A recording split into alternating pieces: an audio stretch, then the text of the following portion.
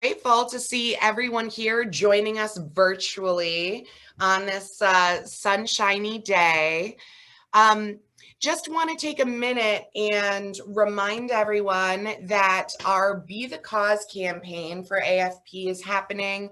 For those of you who might not be aware of it, it's our annual giving campaign that raises funds, and these funds go to support three focus areas: diversity and inclusion, professional development, and research. Every year, our chapter receives a portion of all of the donated funds based on how much we raise.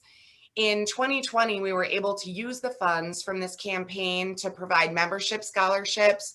And in 2021, we're actually going to be using the funds to provide a full scholarship to our best practices in fundraising course that's going to be on September 17th and the 24th. If you haven't already, I do want to ask each of you to make your donation to the Be the Cause campaign.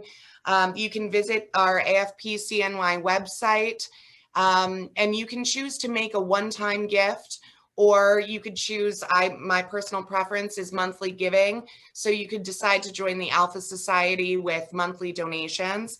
But just visit our AFP site, click on Get Involved, and you will find all the information that you need for that campaign.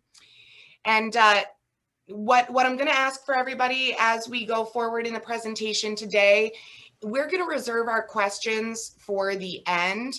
Like I shared before, there's a lot of content here. So if you have a question, feel free to either jot it in the chat or jot it down next to you. Chances are, it's probably, knowing these two, it's going to be answered in a subsequent slide, but then we'll open it up for questions and conversations at the end.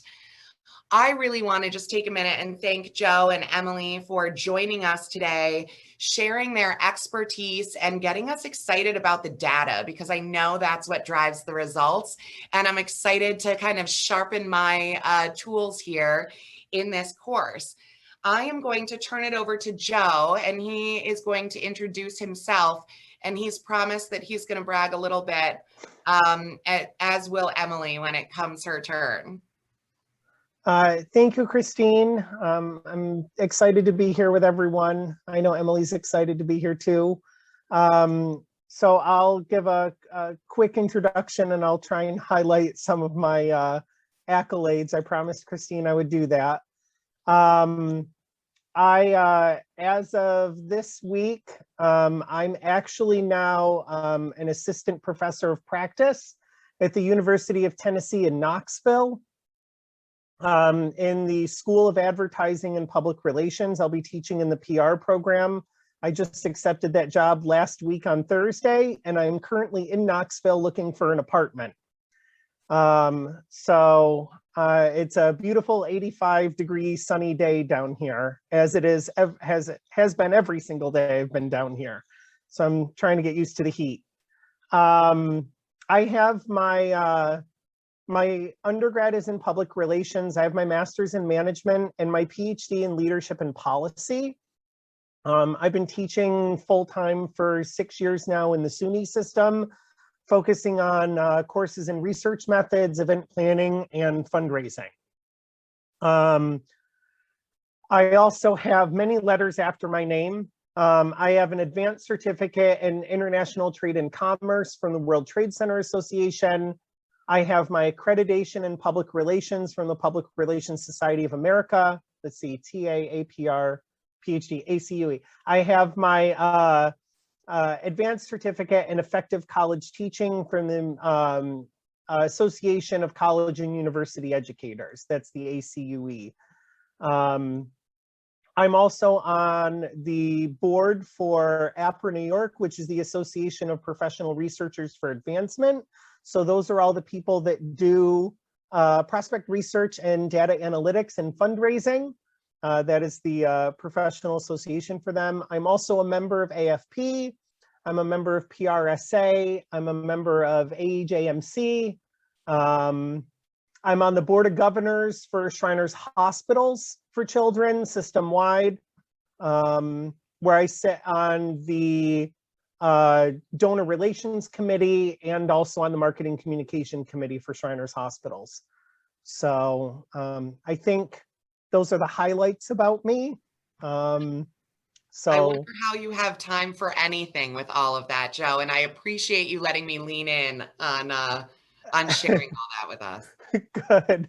I will turn it over to Emily and let Emily introduce herself. Thanks, Joe. I don't know how, to answer your question, I don't know how Joe has time for everything. And I'll tell you, Joe and I are very much late night owls, and we will often be chatting at like 11 o'clock at night because we're both up doing work very late. But that's, yeah, some of my best work happens very late at night after my young boys are in bed. So I'm Emily Marcason-Tolmie. I don't have as many letters after my name as Joe, but I've been the Director of Prospect Research, Management and Analytics at Skidmore College for 13 years now.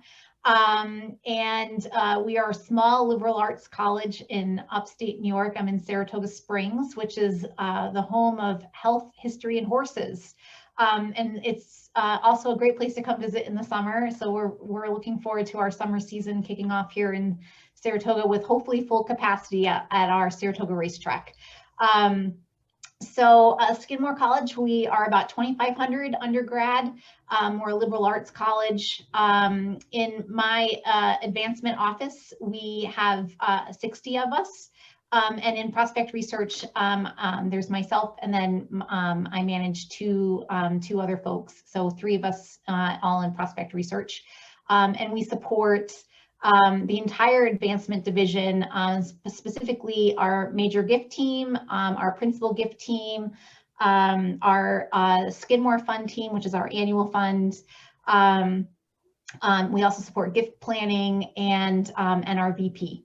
So anyone that really holds a portfolio of prospects is kind of our territory. And we also do the predominant writing for our president's office that comes out of advancement to the president's office.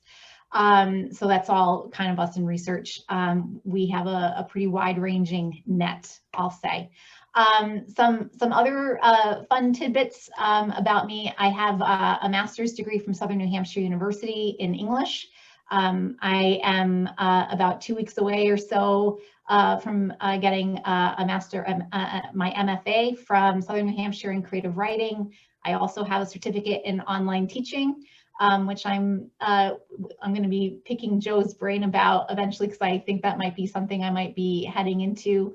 I'm a graduate of the Skidmore College Leadership Academy, and I'm also on the board of the 42nd Rainbow Foundation, which is the 42nd Rainbow Division, is headquartered here in upstate New York, in Troy, New York. They're a National Guard division, and they are the division that liberated the Dachau concentration camp in World War II.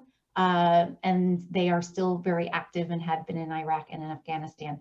I'm a military wife. My husband has served active duty for the United States Navy. He just retired after 20 years.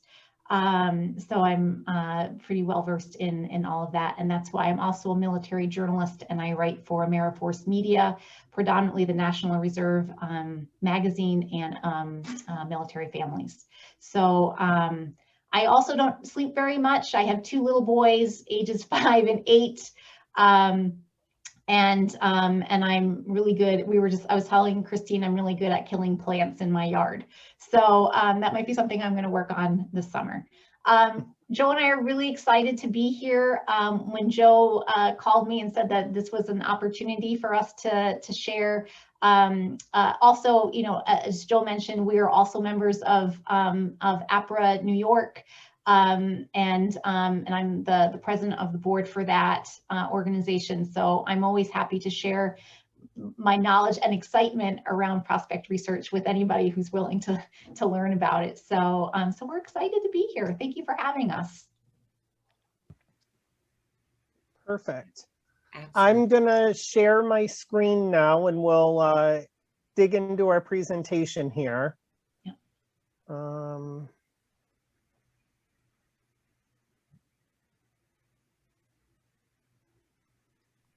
Perfect. And I have to give credit to Joe. He's the one that came up with this, with our very cool title,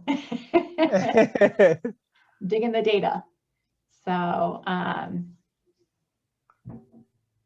so I'm going to let Emily start here. Yeah. So I just thought it would be kind of funny to start with when I tell folks, even people in my own family, what I do for a living at Skidmore College, and I say, you know, I'm the director of prospect research management analytics. I get a lot of like, you know, what does that mean? What is that? And so usually I say something like, well, I help the college's mission financially by finding individuals or foundations or, you know, families, people in the community that can support the college's mission.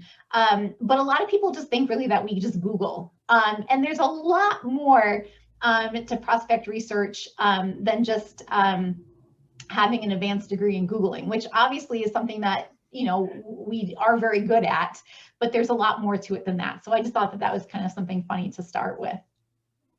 But in all seriousness, what is prospect research? So prospect research is really about digging into people's personal backgrounds. You know, we look into giving histories, wealth indicators, and I'll explain a little bit in future slides what that means. But we're looking for a prospect's capacity, warmth, which is another word for affinity, to give to an organization.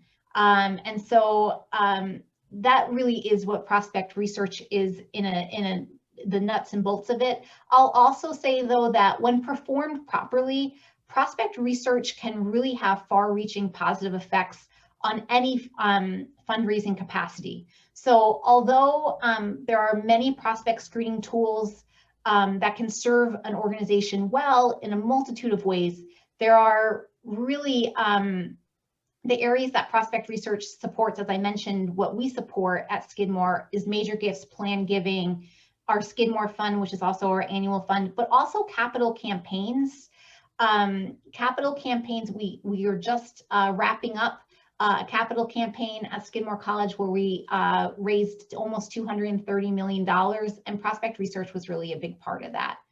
So I'm just going to stop. And we will share some examples as we go through our presentation, both large organization examples and small organization examples. I know many of you, like myself in the past, when I worked in the field, work in shops where you might not have a prospect researcher or a prospect research team. You know, you're the gift officer doing your own research. So we're going to share some examples so that you have some actionable takeaways that you can start doing or incorporate into what you do.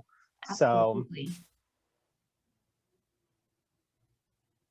Why is prospect research important, even if you're doing some of this on your own? The benefits are really quite robust and immense. And so the biggest benefit, the one that I have highlighted here that's really important, is identifying new prospects. So we are uncovering personal and professional connections that donors might have to your organization. And then this is really about finding prospects among your pool of constituents already. You already have major prospects in your pools right now, but you just have to uncover them. You have to find them. And some of the techniques that we're going to share with you today are ways that you can easily do that.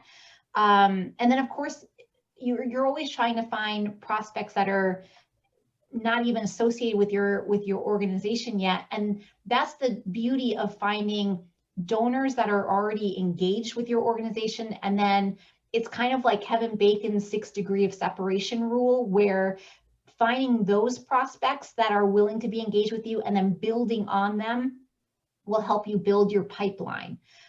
So all of that is some of the things that we'll be able to help you with today. And it's super important to, know regardless of if you're in a shop of 60 folks in advancement, or if you're in a very small shop where you're kind of doing the work of many people. So I think that those will be some things that will be important in the coming slides. So you're going to hear people in the research world talk about some things, and I wanted to highlight some of these the words that you're going to hear quite often, like wealth indicators. Wealth indicators is this is something that you will hear when a researcher is trying to forecast wealth.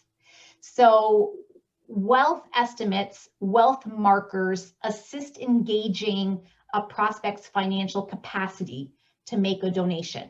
At Skidmore College, when we talk about financial capacity, we're really talking about a giving capacity. At Skidmore, we are digging into to determine a potential donor's overall philanthropic capacity to give to our college over a 5-year period. So I'll get into that a little bit more coming up. But some things that you'll want to know is that when we are gauging an overall giving capacity, wealth indicators, meaning a wealth estimate, is part of that. So you're going to hear us talk about popular wealth markers. And when you hear that, the biggest thing that we are able to really dig in and find is real estate ownership. So prospects who own $2 million or more in real estate are 17 times more likely to make a charitable contribution. I think that's a very telling statistic, and that's why we are so interested in finding assets, real estate assets. When we talk about popular wealth markers, that's probably one of the most popular wealth markers in terms of what prospect researchers are looking for. Stock holdings and FEC filings is something else that we will typically look for, and this also includes political contributions. So prospects who have contributed at least $2,500 to a political campaign in his or her lifetime are 15 times more likely to give a charitable donation than someone who has not. I'll tell you that a lot of our prospects at Skidmore College are very politically active in terms of their philanthropy. So, and I will say that there has been, over my 13 years in this profession, in the last 4 years, there has been a major uptick in political contributions. People are very passionate about specific causes and politics, especially this last campaign, this past presidential campaign, has been very active in terms of political contributions. These popular wealth markers, I'll say the real estate and the political contributions, the fact that if you can identify prospects that have given at these levels and that own assets at these levels,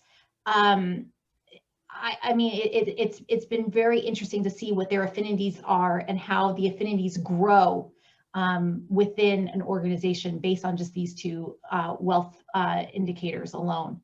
Business affiliations and compensations are two other areas that we typically try and look for. Compensation, it means, like, you know, potentially what they earn in an, you know, over an annual year, and some of that information can be found like on Glassdoor. Some organizations will, you know, if they work for the state, for example, will publish what their annual earnings are. Attorneys will also, sometimes you can find out how much a partner makes in a firm, to kind of give you an idea of what their annual income is. And the same goes for folks that are working in the financial realm. You can often find a ballpark figure of what a managing director might make at a specific, you know, like at Goldman Sachs or at a specific firm. So those are some of our most important wealth indicators that I really wanted to just highlight today. Again, philanthropic markers, this speaks to a prospect's inclination. It's a likelihood of that prospect making a donation to your organization. So you'll see here, it's giving capacity, mission affinity, philanthropic prosperity. It all kind of goes together, and you want those people right in that sweet spot. So things that we look for in research and things that you might want to keep in mind when you're looking at your constituency is past giving to your organization that demonstrates their philanthropic behavior already to you. So if you have folks that are in your pipeline right now that are giving to annual campaigns or different, it's a very clear-cut indicator that this is someone that you might want to focus on and do a little bit deeper dive on. Past giving to other organizations demonstrates philanthropic behavior elsewhere. And even if they're not giving to your organization, if you're finding that they're giving someplace else, that is a flag that they are philanthropic. And so what that means is that through your good work of engagement and cultivation, you might be able to bring them back into your organization, and then they'll begin to support you philanthropically as well. Nonprofit involvement is also something that we talk a little bit about at Skidmore College quite a bit, because if you have a constituent that's already giving their time to your institution or to your organization in terms of they're a class agent, or they're a board member, or they are somehow engaged maybe through a faculty member or another member of your staff, they're already primed to be engaged philanthropically in your organization. So you really just have to marry all of these together to get them more involved. Will mean that their donations will come. I think that that's already a step in the right direction. So this doesn't have to be physical engagement. This can also mean digital engagement. We're actually going to show you some areas where your digital platforms can indicate engagement of an individual that you might want to do more research on.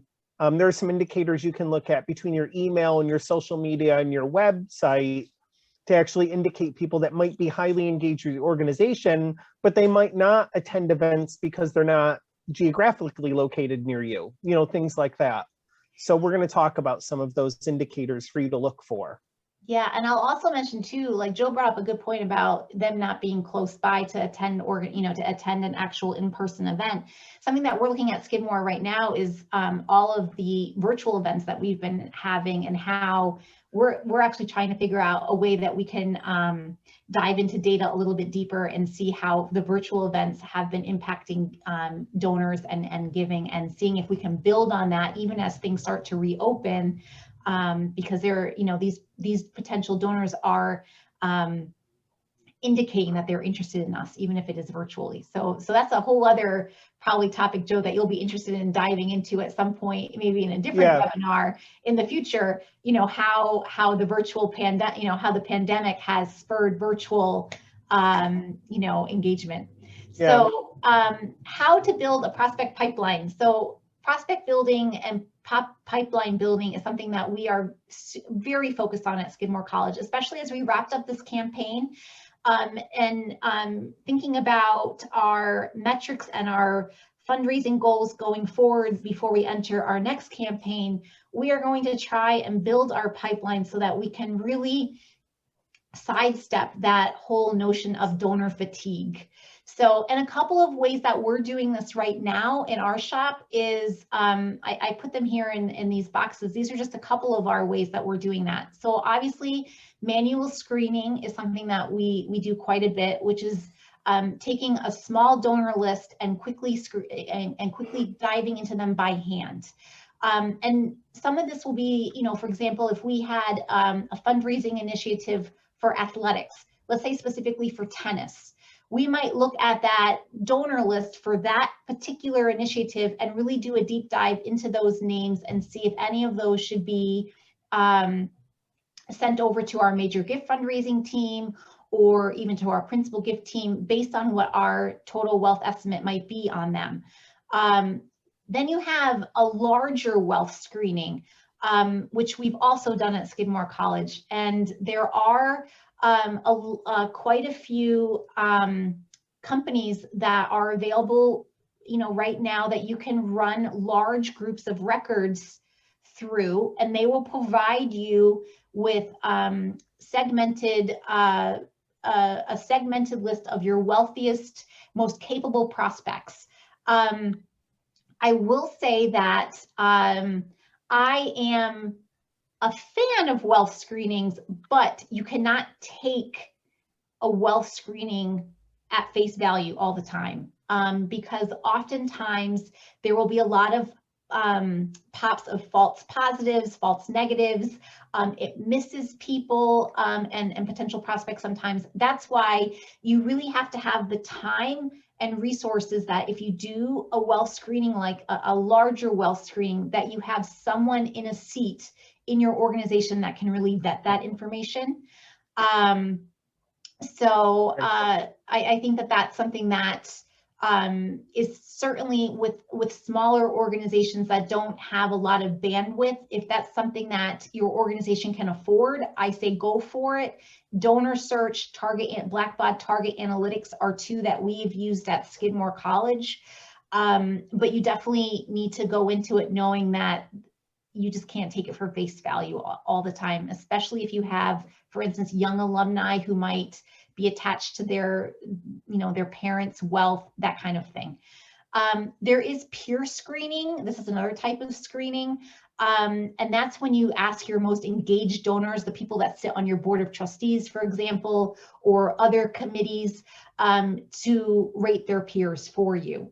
And we've done this before too with our board of trustees. Sometimes when we have our incoming families, our list of incoming families, we will share that information with the board of trustees, just names and hometowns, and see if anybody knows anybody. It's kind of it's a way of doing kind of that broader wealth screening, but a little bit more narrowed focus, because you can really bubble up some people this way, some potential donors. And the nice thing about this is that if you have a board member say, oh, I know this person, they're in my town, I serve on the library board of trustees with them, that's your in. Your in is through your board member, and that's how that relationship can start rolling. All of this pipe, Emily, I'm going to move us along a little bit, because we're getting we're getting in the weeds. Close on, yeah. A lot of this gets into kind of our descriptive and predictive modeling solutions. So part of this is building a persona.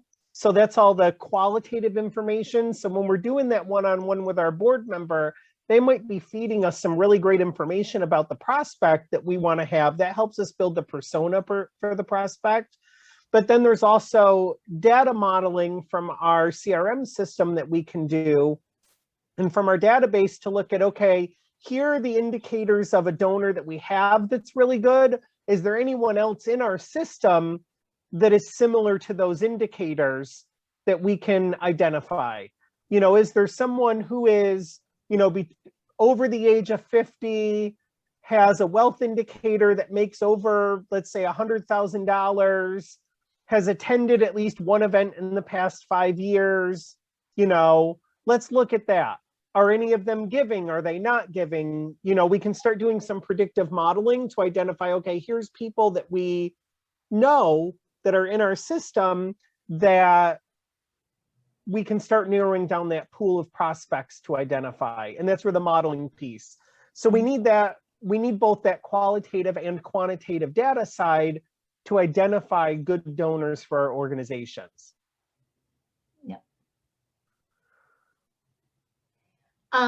This is just real quickly, I just wanted to share what our giving capacity ratings are at Skidmore College. And you'll see the P1 through P6 is the one that we really focus on the most at Skidmore. So anybody who can give between $50,000 to $100,000, again, that's over a 5-year period, and we go all the way up to $5 million plus. Perfect. And just in case anyone's trying to vigorously take notes. Yeah, don't worry. We're going to share this presentation with Christine after so that she can send it out to everyone. So no worries, because we have some links for you at the end even. So, you don't have to take vigorous notes. I'm sorry, are you going to make the recording available as well? Christine can do that if she's able to, yeah. Yes, Thank we you. will also make the recording an abbreviated version available on the website. Yeah. Real quickly, I just wanted to share with you how we rate our prospects at Skidmore College, because I thought maybe you would be interested, because this is something that you can take with you to your shops. So again, we start with qualifying our total identifiable assets, that TIA. And again, that's primary real estate, stock holdings, company ownerships, compensation annually, business affiliations, anything that we can find in our total identifiable assets, we add together, and then it's a multiplier that we apply. We have two sets of multipliers. The first one is for any prospect that has under $1 million in total identifiable assets. We do a multiplier between 1.75 and 3.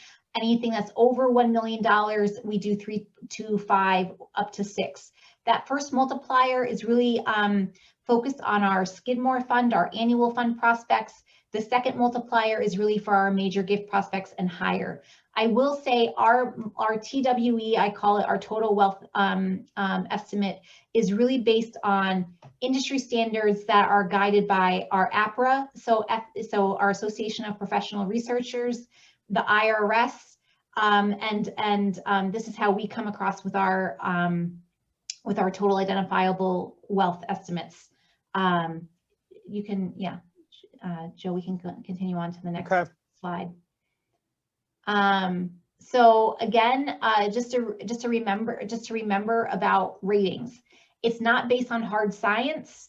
It is a predictive. It's a predictive gift capacity rating. We at Skidmore tend to be conservative in our ratings, and we know that personal visits are really the best way to qualify a gift capacity rating. Our TWE model is just the first step in this. Again, it's over a 5-year period.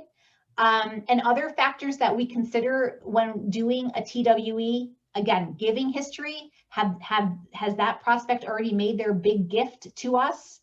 Are we their primary philanthropic interest? What's happening in their life? And a reminder that, and I have to remind my gift officers this too, we don't downgrade ratings if a prospect's inclination to us is low. So. Perfect. So we've all been in the room with this. You know, we want to let data drive the decisions, and then the highest paid person in this room is making the decision. I've been very vocal in some rooms, even with my vice presidents and things like that, you know, what you want to do, I don't think is the best course, because this is what the data shows. And so I think we can all kind of relate to this when we're sitting in a room trying to express the data to everyone. I want to talk about some ways that we look at some of our digital data to maybe indicate who might be a donor to our organizations. So this is from a study. It was done in 2013. You know, the top 5 ways, or I should say that the top 5 ways are donating money 40% of the time is about talking to others. So that personal interaction is how 40% of the people are donating money. You know, 37%, you know, learn about the cause and its impact. 30% are donating clothing and other items. 27% are signing a petition. You know, entry points for engaging have been all over the place. And digital engagement, I know, is new and sometimes difficult for how people are measuring that to identify a donor. Click over.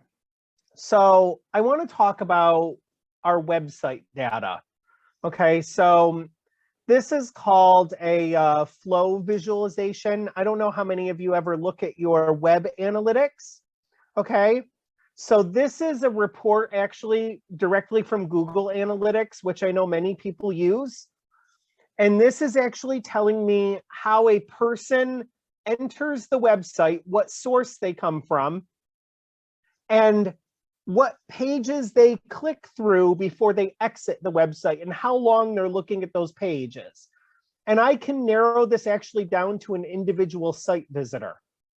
And you can actually tell, like, you know, I'm going to use Michelle Pennington, who's on the call, as an example. She's one of my students, so I'll call her out. So if Michelle visited the website and clicked through from Facebook, I would be able to see she clicked through, and then she went to the home page, and then she went to, you know, the About Us page, and then she went to the blog, and then she looked at this blog entry. I can actually identify a person and track what are they interested in of the content of our website.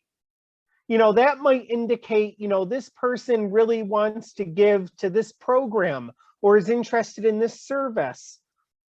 And you can actually identify down to who it is. I did not pull that because I just wanted to show an aggregate of data for the visualization, but you can really narrowly focus this down to see what a person is interested in. How often do they visit your website? You know, are they filling out a form? Is somebody visiting an event page? You know, things like that. So you can really start to identify, does this person have an inclination to a specific area of our organization? Okay. Another thing is we send a lot of mass emails to people. So how can we use the data from those emails to identify inclination for people? So what I've done here is the image that you see here is actually the click report of the email. So once you send an email to a mass amount of people, no matter what system you use, they all have this. You can actually pull a report of all the people that might have clicked something in that email. So I looked at like 3 emails. So these are 3 monthly emails. And I wanted to see, are there similar click-through rates from the same people? Okay. So if I aggregated all of this data and sorted it by the person, then I could see, you know, Jane Smith has done more than 7 clicks in our emails over the past 3 months. Because Jane Smith has done 3 or more click-throughs from our emails, that means she is a highly engaged individual. So now I want to go through anyone who has 3 or more clicks in this 3-month time period and really kind of look and see, are they current donors or are they not, and who are they? I can also see what they've clicked on, might indicate what they're interested in.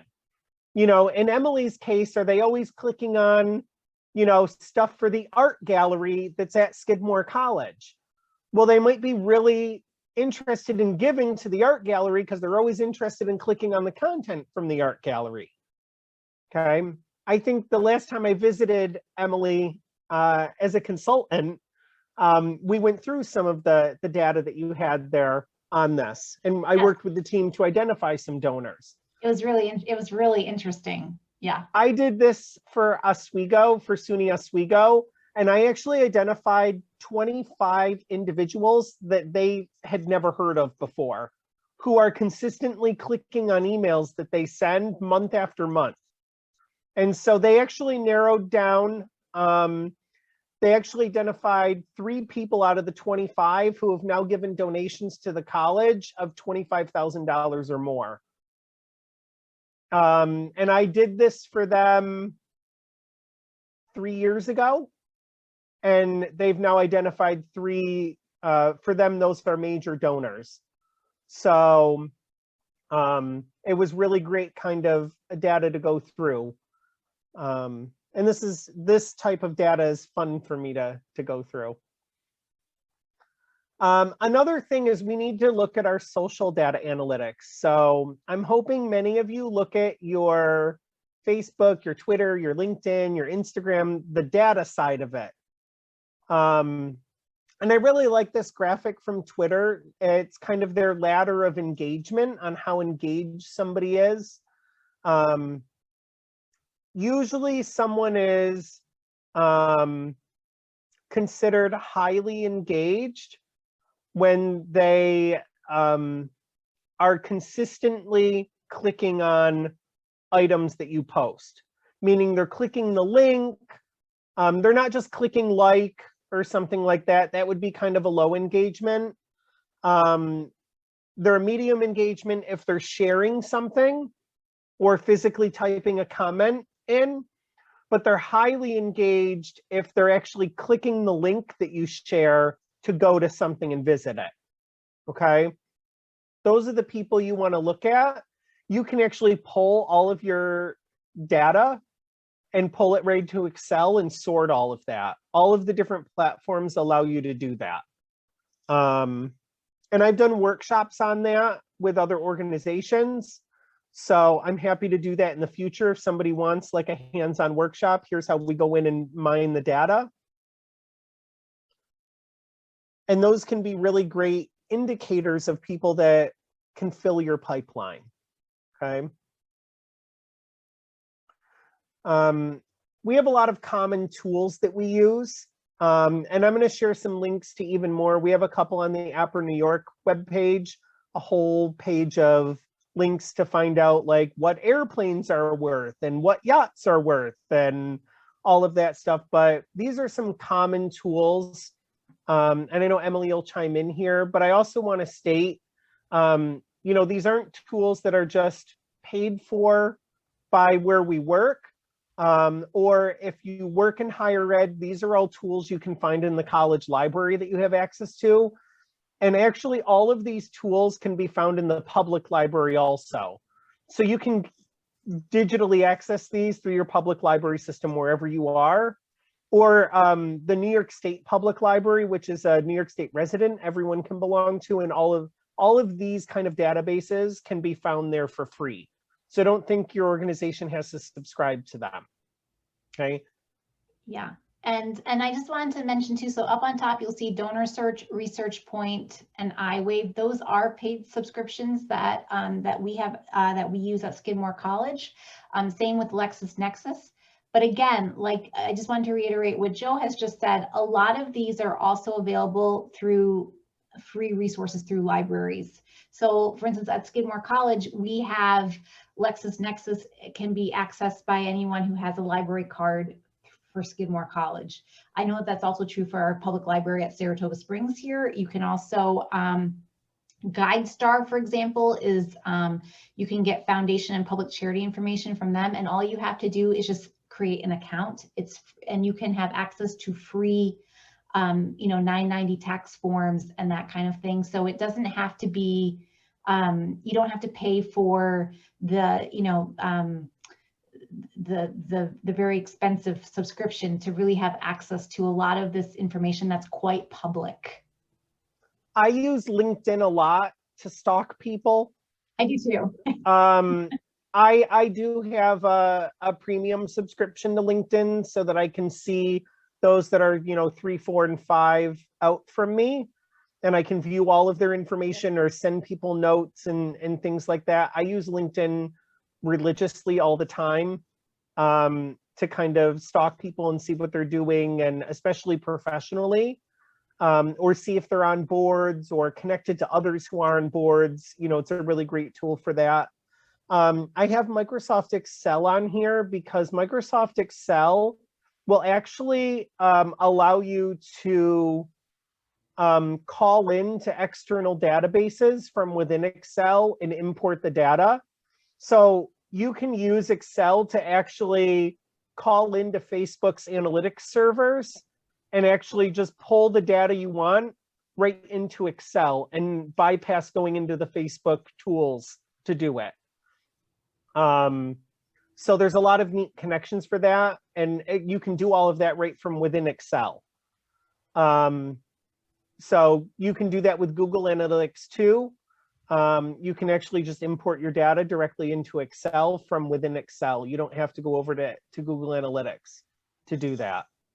Another tool you see on here is iModules. If anyone's in higher ed, I know a lot of them on the alumni engagement side use iModules, and iModules has a bunch of really great tools for the analytics side.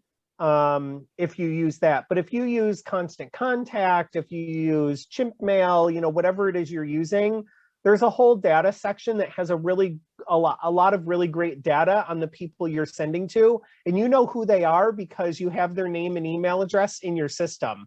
So you know everything about them when they're clicking on whatever you're sending them. So that's why some of those tools are on here also. We wanted to share our contact information. You know, please feel free to reach out to either one of us if you have questions after this, or if you get stuck on something. You know, I'm happy to do like a screen share with someone if you want me to like help you out if you're trying to dig in and look at your email data and are confused about something. I'm happy to do some one-on-one. I love doing that and helping out people. So if anyone does want that after, or want some, you know, free consulting or something, I'm happy to jump on for an hour and do some of that. I know Emily's done that in the past for some people, you know, to kind of talk through some stuff. Some of this gets really kind of proprietary, so you might not want to ask a question in an open room about something or whatever. We're happy to do some kind of one-on-one questions if that'll help people. Emily doesn't know this yet, but I am going to offer, if anyone is interested in trying out APRA to kind of learn more of the data and prospect research side, if you send me an email, I will give you a free 1-year membership to APRA New York. And I did not tell Emily I was doing that before we came on the call. But if you send me an email, I'll give you a free 1-year membership to APRA, and you'll get the newsletter and some webinars if you want to learn more about like the prospect research side of things or data analytics.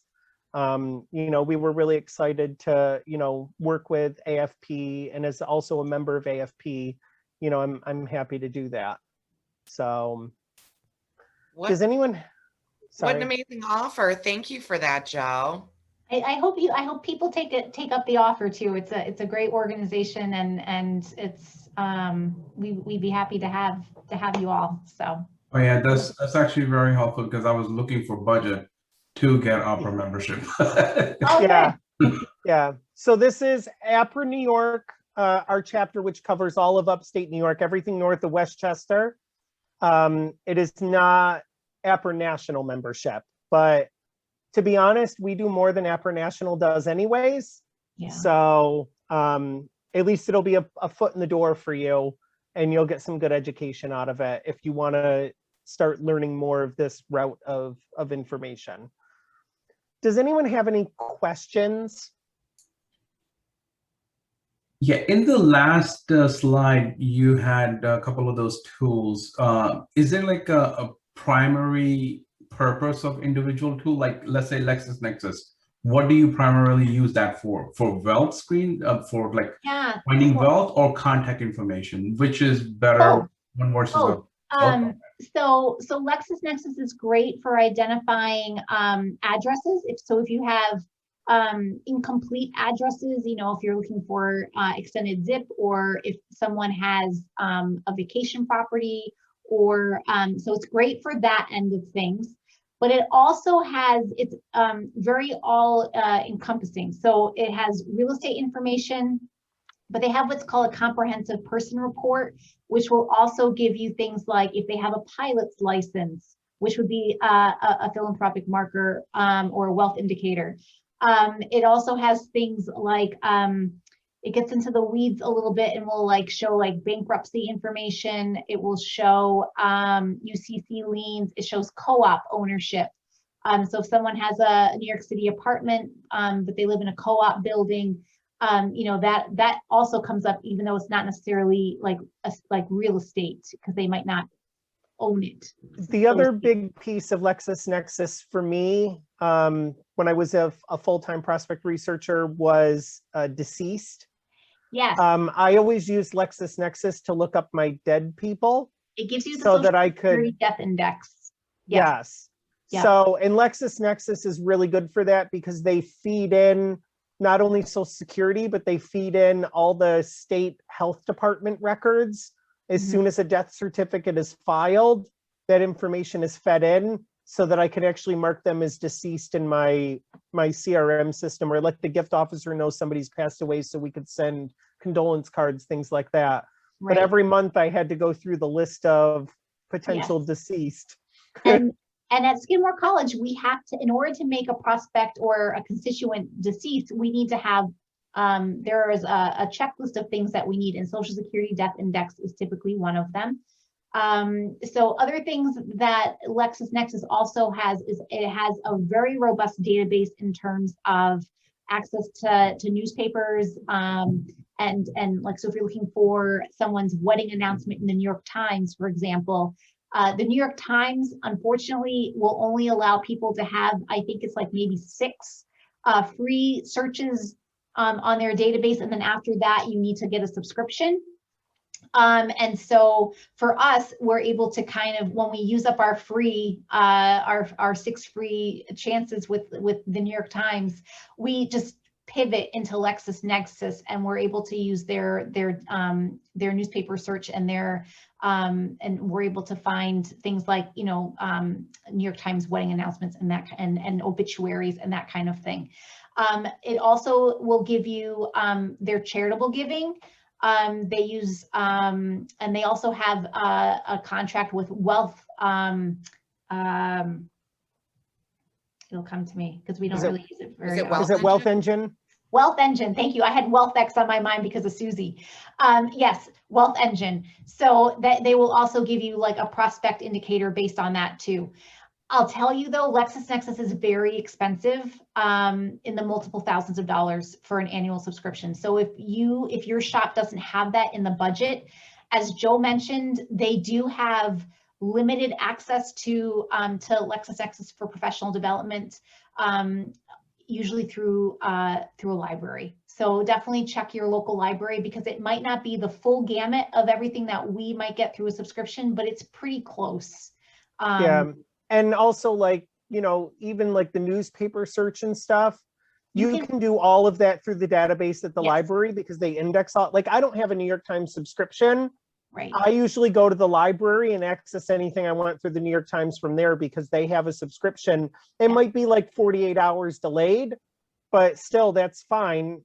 You know, whatever I'm looking up, I might be doing once a month or something if I'm looking up marriages or, you know, whatever. Right. So you can do all of that in other databases that are free. Absolutely. You can certainly piecemeal it together. Like I said, one of the nice things about LexisNexis and iWave and Donor Search and all of them is that they kind of put it together in a nice little package. But that doesn't mean that you can't certainly do the work on your own using the various free resources that are available. Yeah. Great, thank you. Are there any other questions? Everyone's baffled right now. They're trying to figure out how they're going to identify new people to go out and ask for that $50,000 gift for your organization. $100,000 gift, Joe. See, there you go.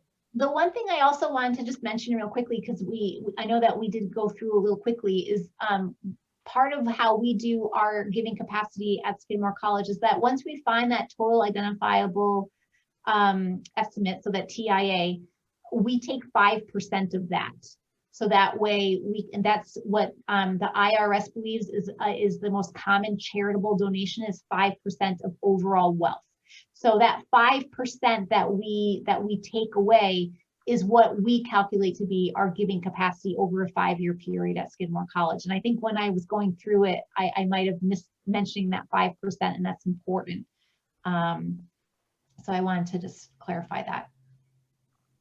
Is there some service available where I can, let's say, feed in all of the addresses for my constituents and get a estimated value of their property? Oh, of their property or like their wealth?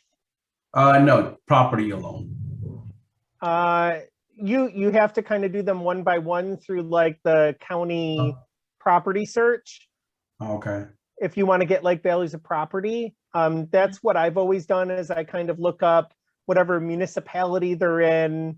You know, what is it? In Oswego County, you go to like the real property search and you look up the property and you can see who's on the deed and all the information about that plot of land.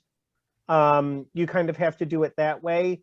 if you subscribe to a service like iWave or something, they might aggregate in like this person owns these 6 properties in the US, or they have, I know like when I used to have a condo in Prague. My condo in Prague never showed up anywhere because in Prague, none of that data is public information. Yeah, international too makes it a little bit tricky. I will say that, you know, for example, we used donor search in this past year, and we sent our constituents through donor search and received a wealth screening from them. When we received our data back, Joe's right, they do give you like an overall type of capacity, giving capacity. They also do giving capacity, a giving capacity rating over what is a 5-year period. When we get the data back, it comes in an Excel spreadsheet, and one of the columns is overall wealth in terms of real estate. But again, if you just want real estate, it might be worth talking to like a company like Donor Search. They're very small, they're still family owned. They might be able to work with you on something like that, but Joe, Joe mentioned it too. That's something that you might have to do kind of manually. But with Donor Search, they did give you back, a very robust data set, and one of those columns is real estate. If you wanted to try it, I know both iWave and Donor Search will allow you to run like 200 or 250 records for free. Yeah. So if you have like a small list you want to try out, you can, run it with them. They'll run it for free and give you the reports back and things like that. And if, send me an email if you want help connecting to that. Emily and I both know the owners of both of those companies because we worked with them through APRA. And we subscribe to both of them at Skidmore. We use iWave and Donor Search. So we can help you get connected with them if you want like a free screening of your system or of some of your records. So, and then you can kind of see what the data is coming back and if it would work for your shop. Thank you. I have a quick question, if I may. Yeah. Do you have any advice for the best way to find out about like familial relationships? So for example, if you notice someone with a last name and you're thinking, is that like from the family? Is there a good way to find that information out? So you're like building like a family tree type thing? Yeah. Yeah, so I actually had something similar happen. We get that a lot at Skidmore College because we have quite a legacy, I'll say. So just recently I was trying to piece together the Mott family, not the applesauce family, the car, like Detroit, family that Charles Mott helped founded General Motors. And there's a lot of Motts. Yes, unfortunately, there isn't a really easy way to do it. I'll say that in Lexus Nexus, they do have relationships in terms of like they try and piece together some families for you under their relationships tab. But I also just have a list that I have here on my desk of like Ancestry has some free services that you can use. But I can certainly follow up with you, Kat, if you want, because I, just doing this organically over the years, I do have some different websites that you can use, like Family Tree Now is another one that's free, but it also will list like constituents that are kind of grouped together in like households and things like that. Honestly, obituaries are your best friend. If you can find obituaries, especially on very prominent families, like we have, for instance, at Skidmore, we have Mellons, we have, like I said, the Motts, we have some of these really big families that have branches off of them that obituaries have really helped us put together. We do pedigree charts at Skidmore. So as we come across family trees, we actually do a pedigree chart of what that whole family looks like. In fact, I think I have. Emily, it sounds like we're going to the horse race. I know. I have like a chart here. I can show you what it kind of looks like. So like here's like it's like it's like an ancestral chart. So, you can kind of like, and I put this together myself, but this is what we've been using at Skidmore. So I'm happy to share with you that this comes from ancestry.com. It helped, I got a lot of information from there, but. Two resources I've used for this. One is the Historical Society. Yeah. So if you know where the family's from, so I'll give an example. Like I was researching my own family tree. My family comes from like the Herkimer area, my mother's side.